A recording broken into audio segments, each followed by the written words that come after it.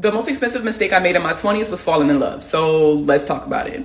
What's up, everybody? It's Markia, aka The Money Plug, aka your credit specialist, favorite credit specialist. And I turned 30 on Monday. I decided to do a series talking about my most expensive money mistakes, and falling in love with the wrong person is definitely at the top of that list. I lived a very sheltered life growing up. Like, we lived in the hood, but I had no idea.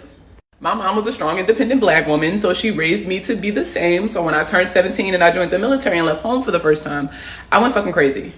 I did everything my mother told me not to do, including getting married the day after my 18th birthday.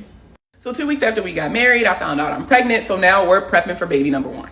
I am not in a space where I am healed enough to describe in detail my relationship. However, I did endure physical, mental, and financial abuse in this marriage. Financial abuse isn't as talked about, so let's talk about what it is for a second. Now, according to the National Network for Ending Domestic Violence, financial abuse happens in about 99% of domestic violence cases. Now, this is where either overtly or subtly they'll restrict access to money. They will tell you what you can and can't spend your money on, or they won't allow you to make your own money. Like, there's a lot of different ways that you'll see this, but that's a completely different video. Now, because of the financial abuse, I was not in control of the finances. So when I finally worked up the courage to leave, I had no idea what I was doing financially. I didn't even understand credit or what a credit score was or anything like that until I applied for an apartment and I was denied.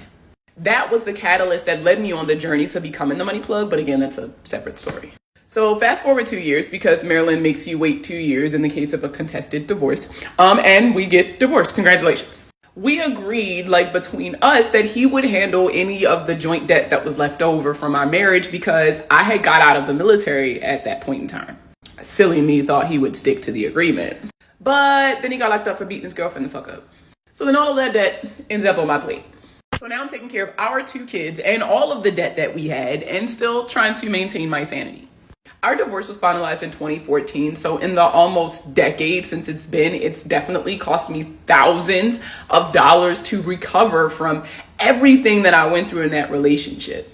I'm still going to therapy.